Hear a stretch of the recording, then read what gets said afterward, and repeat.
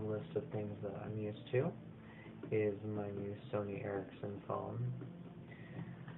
I've been a fan of mobile phones ever since I got my first one in 2002.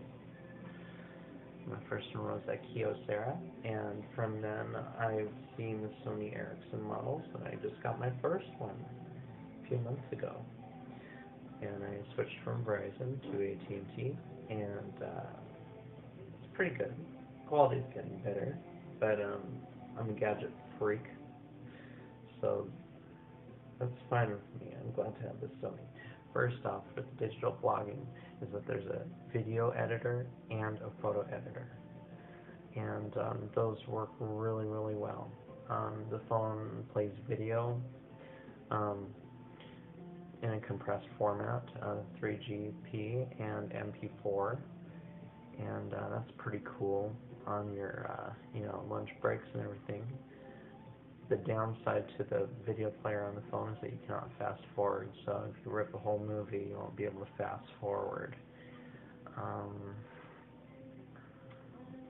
Also, one of the actors from the new Harry Potter movie that's coming out later this year was stabbed outside of a bar, and I've seen stuff like that. I've actually heard of people I know going to jail for knife-related incidents, and it's pretty terrible. Anyways, the guy plays Marcus Belby, some guy from the Ravenclaw school, but I don't, kind of fuzzy on who the character was, but you can look it up on msnbc.com, and it's pretty sad. I just thought I'd mention it in case you don't know, and you're a Harry Potter fan or just a fan of human beings. And next thing is the entertainment world again. For gadgets, the Wii has just released a slew of new games from third-party developers, which is super cool. I got my Wii like 10 months ago, and the selection was pretty skew for the games, but there's some pretty cool games out there now, and I can't wait to try them out. I gotta finish my first ones though, because it's just a personal goal to finish a game. I've never finished more than one game in my life, and that was for the NES. It was some shooter game that you were allowed to restart your game where you were at after you were killed, and I did it like 100 times to win the game. But I'm playing Zelda Part 2 for NES right now, and that's a pretty cool game. I found out some tricks to getting your points really, really fast, so you can build up your life. For gadgets too, Casio is one of the coolest cameras out there right now, related to the digital blogging world. It's got an easy connection for uploading videos to YouTube. It's this little software package that comes with certain models from Casio, the lower end models, but does the job for your average blogger. There's the Pioneer plasma TVs for television. Before we get into this new OLED technology, plasma is numero uno to me, at least. I remember when the new LCDs were coming out about 3 years ago, to the mainstream market, really, and the picture quality just didn't cut it. So I got a Pioneer last year, my first flat screen TV, and it's awesome. But unfortunately, the news with Pioneer is that they're not making their panels anymore for plasma. Um, it's going to be Panasonic now.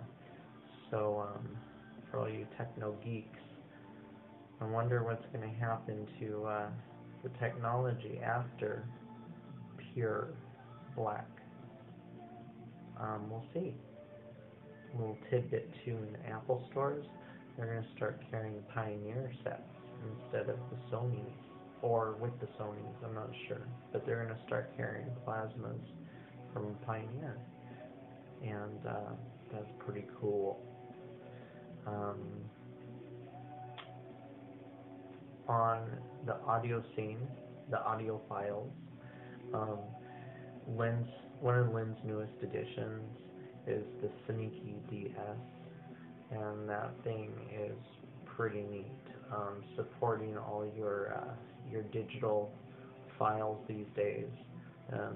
You don't need to, you know, burn it on a disc and listen to it on your player. You can just have it flow from your computer and or Music Bank. Make it really easy for a lot of the new digital age music to be played easily and possibly controlled from your Sony Ericsson phone.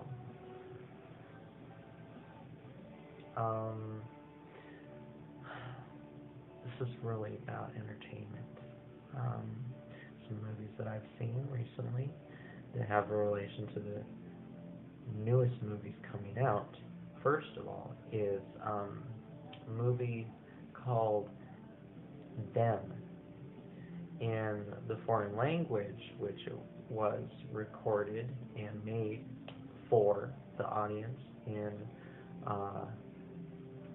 French and Russian. It's called ILS, I-L-S. You could IMDb it and look up the info. It's a really good movie. And the newest movie that's coming out that is like it is The Strangers. And from the clips of The Strangers, I think it's going to be a hack 'em up movie that's kind of scary, but kind of like the genre of Saw, possibly, judging from the commercials. I haven't seen the movie, and I'm not knocking it. The actors are pretty great. They're really big in the U.S. for us. And Them was really scary. Not to be confused with the 1950s movie about the giant ants, which was pretty cool too and pretty darn scary because it scared the hell out of me. My aunt used to make noises like those ants with her opera voice. Oh my God. Oh, Mary. And the other movie, which was freaking awesome too, another import movie called Daywatch, along the lines of The Matrix and screwy script. Just blows your mind. It's like something out of a hallucinogenic dream, and it's really neat. I saw Chronicles of Narnia last weekend, Prince Caspian. That was a really, really good movie. I was complaining to a lot of people that I know of all the movies coming out these days, less than an hour and a half long, and just not doing it for me. And then poof, there I go again, poof, 2.5 hours long. Really, really good. The story was good for a trilogy type of movie, and I was happy with it. Some people said it sucked, but I thought it did the story justice for the big screen. And a couple more games. Mario RX from the Game Boy from 1980s is now for WiiWare, and you can play it in full color and online with people that have Wii's. And that's it. The soundtrack you're hearing in the background is Lacuna Coil, and They're an awesome, awesome, awesome band.